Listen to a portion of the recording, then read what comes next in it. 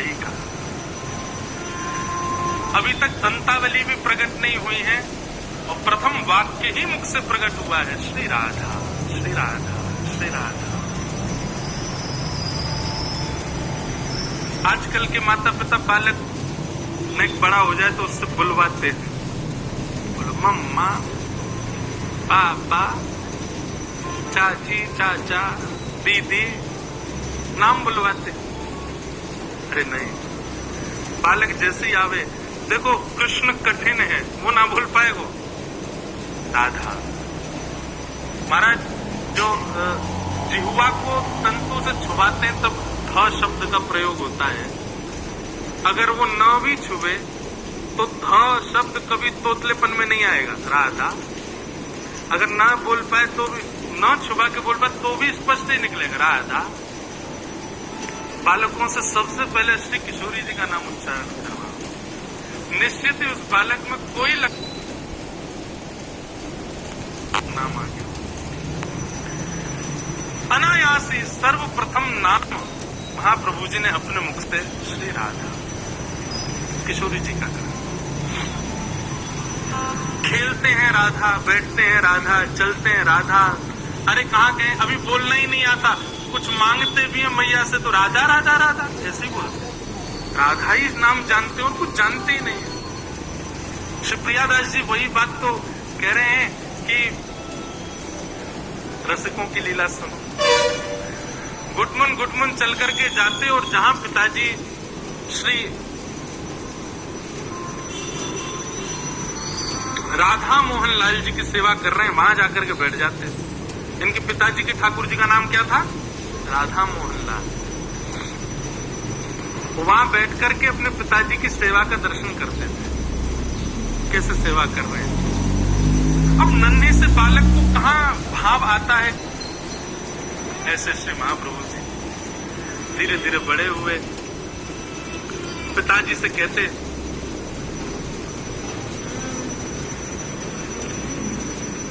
सेवा में जाने के लिए साथ में, तो पिताजी बालक समझ करके पीछे ही छोड़ देते, तुम बाहर ही रहना, अंदर नहीं आना, मैं सेवा कर रहा हूं। तो बेचारे द्वार पर ही खड़े खड़े देखते। स्थिति ऐसी हुई कि अब सेवा के बगैर रहा नहीं जाए। बंशी तो कैसे रहे ठाकुर के बिना। और महाप्रभु जी के 4 स्वरूप बताए गए हैं।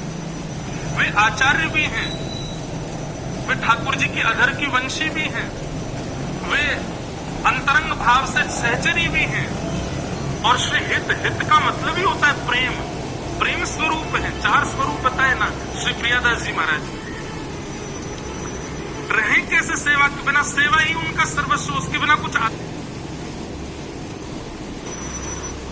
पिताजी नहीं प्रवेश करने देते तो बाहर चले जाते। बच्चे तो खेलते थे, महाप्रभु जी बैठे बैठे राधा राधा राधा चिंतन करते। उनका खेल ही से जाए, बाहर वाले इनको बताना पड़ेगी या बात, बस अंदेशा लगाते रहते हैं ये चल रहा होगा। ये सब चर्चाएं अंदर भीतर की है, ये कौन समझे। तो रसिक जनों का खेल, रसिक जनों का जीवन, रसिक जनों की दिनचर्या केवल सेवा है ठाकुर जी की, उसके अलावा कुछ कर ही नहीं सकते वो। तो पितरमंश महाप्रभु क्या करते, और सेवा भीतर तो मिलती नहीं, तो बालक बाहर खेल रहे होते, वो आके कहते चलो हरिवंश हमारे साथ खेलो। अच्छा, नाम हरिवंश क्यों पड़ा? क्योंकि जब नरसिंह श्री इनके जो बड़े भैया थे नरसिंह आश्रम जी, जब इन्होंने कहा कि ठाकुर जी ने आज्ञा दी है कि तुम्हारे वंश में भगवान की वंशी ही प्रकट होंगी पुत्र रूप धारण करके, याद रहे तुम्हारा वंश वर्धन होने वाला नहीं था, हरि ने वंश बढ़ाया है, इसलिए अपने बालक का नाम हरिवंश रखना। इसलिए उनका नाम हरिवंश रखा गया। जिनके वंश को हरि ने ही बढ़ाया है, जिनके वंश को हरि ने ही प्रारंभ किया, वो हरिवंश। और हित नाम क्यों लगा? हित माने प्रेम। जो प्रेम प्रदायन करता है कौन? हरि ने जिनका वंश बढ़ाया वो हित हरिवंश। तो हरिवंश चलो खेलो हमारे साथ। तो हरिवंश जी कहते मेरो खेल कछु अनोखो है, कछु अलग है। अच्छा, हम थोड़ी बताना भूल गए, बाद गांव में अवतार हुआ, जन्म हुआ, उसके बाद वे भी फिर माता पिता के साथ देवबंदी चले गए, जन्म ब्रज में ही हुआ। तो बच्चों के साथ बोले हम अलग लीला करें। वो क्या लीला करोगे? तो गौर वर्ण का एक बालक, गोरा गोरा बालक, उसको तो पीतांबरी पहना देते, उसके गले में हार पहना देते, उसके सिर पर मुकुट पहना देते, उसको पटका पहना करके वन के कुछ पुष्पों को लेकर के कान पे लटकाए दिए, कछु यहाँ कर दिए, इस प्रकार उनका श्रृंगार कर देते।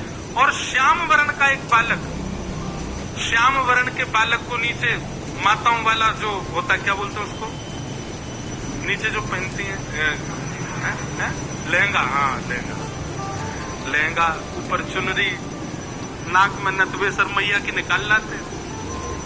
और श्याम वर्ण के बालक को बिल्कुल गोपी जैसा श्रृंगार कर देते। मतलब मन में भाव क्या आता कि किशोरी जी तो आज पीतांबरी पहन करके, मुकुट पहन करके घूम रही हैं और श्याम सुंदर सखी बन करके घूम रहे हैं, ऐसी भावना आती उनकी। परिवर्तित श्रृंगार कर देते। उनके श्रृंगार को ठाकुर जी स्वीकार करते थे। कैसे? यहाँ श्री व्यास मिश्र जी भोग की थाली लेकर के आए और श्री राधा मोहन लाल जी के सामने जैसे पधराई और पर्दा करके गए। थोड़ी देर बाद जैसे पर्दा हटा करके भोग उठाने लगे, भोग उठाते ठाकुर जी को देखा तो क्या पाया कि ठाकुर जी तो गोपी बने हुए हैं चुनरी ओढ़ करके, और किशोरी जी जो है उन्होंने मुकुट धारण कर रखा। परिवर्तित श्रृंगार उनकी सेवा में हो जाता। व्यास मिश्र जी